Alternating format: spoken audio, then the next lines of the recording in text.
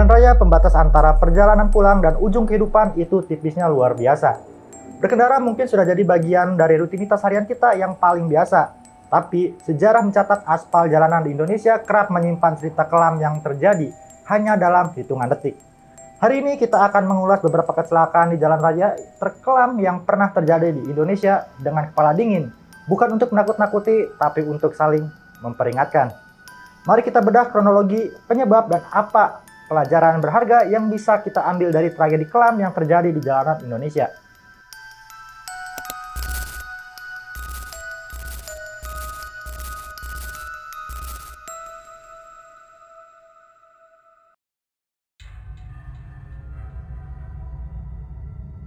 Minggu pagi yang ceria di pusat ibu kota mendadak berubah menjadi ladang pembantaian hanya karena ego sekelompok orang yang kehilangan kesadaran. Salah satu catatan kecelakaan lalu lintas paling menggemparkan dan memicu amarah publik dalam sejarah Indonesia. Tragedi Tugu Tani, Jakarta Pusat yang terjadi pada 22 Januari 2012, sebuah peristiwa yang merenggut 9 nyawa pejalan kaki secara massal. Suasana pagi itu sebenarnya sangat menyenangkan.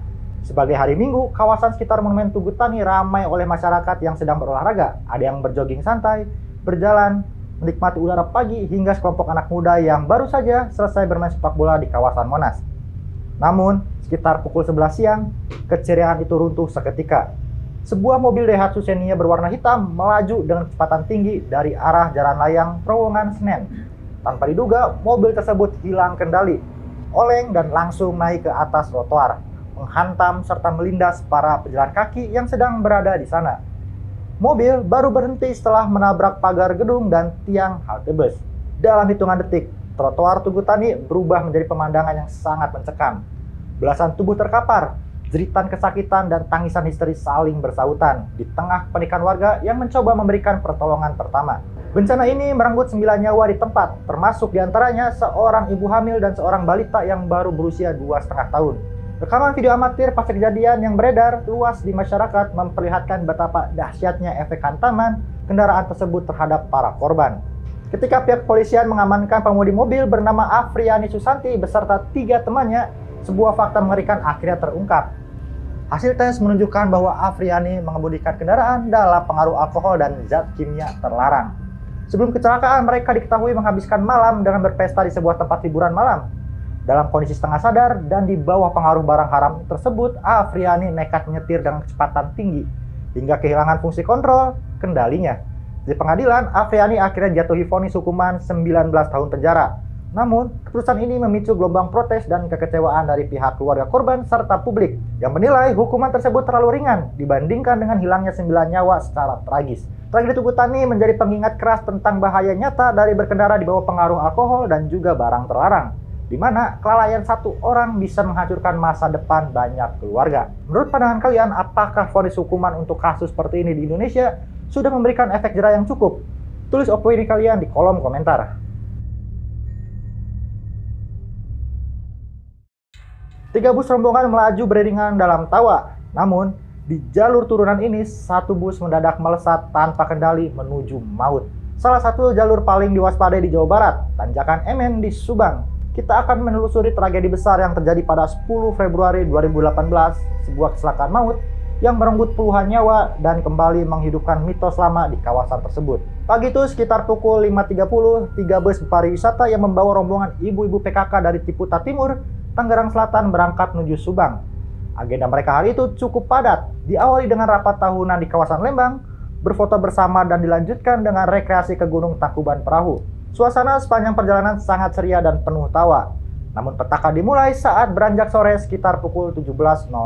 Setelah menyelesaikan wisata mereka, ketiga bus bergerak pulang menyusuri jalur turunan panjang yang dikenal sebagai Tanjakan Emen. Saat melewati medan turunan, salah satu bus dengan nomor polisi F7959A tiba-tiba oleng.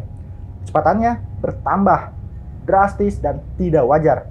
Sang sopir kehilangan kendali sepenuhnya atas laju kendaraan. Bus sempat menghantam seorang pengendara sepeda motor, namun massanya yang berat membuatnya terus meluncur ke bawah. Dengan kecepatan tinggi, bus tersebut akhirnya menghantam tebing di sebelah kiri jalan dengan sangat keras. Terhempas lalu terguling di bahu jalan. Seketika, keceriaan rombongan berubah menjadi jeritan histeris dan tangis di tengah pecahan kaca dan besi yang ringsek. Warga sekitar dan pengendara lain langsung berhamburan mencoba menyelamatkan para korban. Beberapa korban ditemukan terkapar di aspal setelah terlempar dari jendela saat bus terbalik. Proses evakuasi berjalan sangat dramatis hingga larut malam karena banyak korban yang terjepit di dalam badan bus. Tragedi memilukan ini menyisakan duka yang mendalam. Sebanyak 27 orang dinyatakan meninggal dunia dan 17 lainnya mengalami luka-luka. Bahu jalan sore itu dipenuhi deretan kantong jenazah di bawah temaram lampu darurat. Lalu apa penyebab utamanya? Hasil investigasi resmi dari pihak kepolisian dan KNKT menyimpulkan bahwa bus tersebut mengalami malfungsi mekanis alias remblong pada jalur turunan yang sangat curam. Kelalaian dalam pengecekan kelalaian armada menjadi faktor kunci.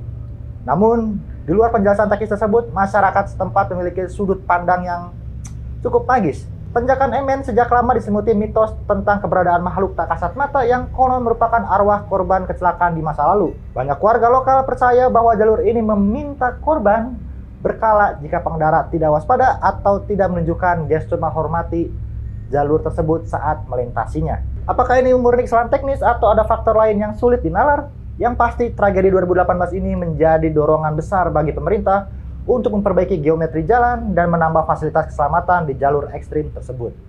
Bagaimana pendapat kalian tentang dualisme antara pembuktian ilmiah dan juga mitos di jalan seperti tanjakan MN? Tulis di kolom komentar. Sebuah aroma aneh tercium di dalam kabin bus, dan tepat saat penumpang bertanya pada sopir, kendaraan itu langsung melesat tanpa kendali menuju jurang. Sebuah peristiwa memilukan yang mengguncang dunia pendidikan dan transportasi kita. Tragedi bus rombongan siswa SMP Subang di Tanjakan Cahaya, Sumedang pada 10 Maret 2021. Sebuah kecelakaan maut yang merenggut puluhan nyawa dalam hitungan detik akibat sebuah keputusan di tengah jalan. Pagi itu suasana penuh ceria menyelimuti rombongan SMP Al Muawana Subang.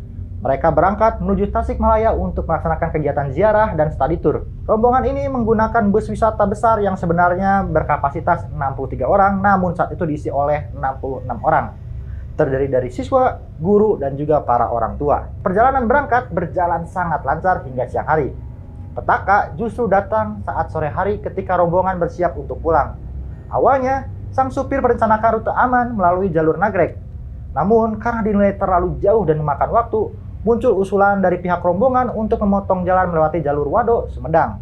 Sebuah jalur alternatif yang sebenarnya terkenal ekstrim bagi kendaraan besar. Nah, sebelum masuk ke jalur tersebut, sopir sempat ditanya mengenai kesanggupannya melewati rute Wado, dan ia menyatakan sanggup.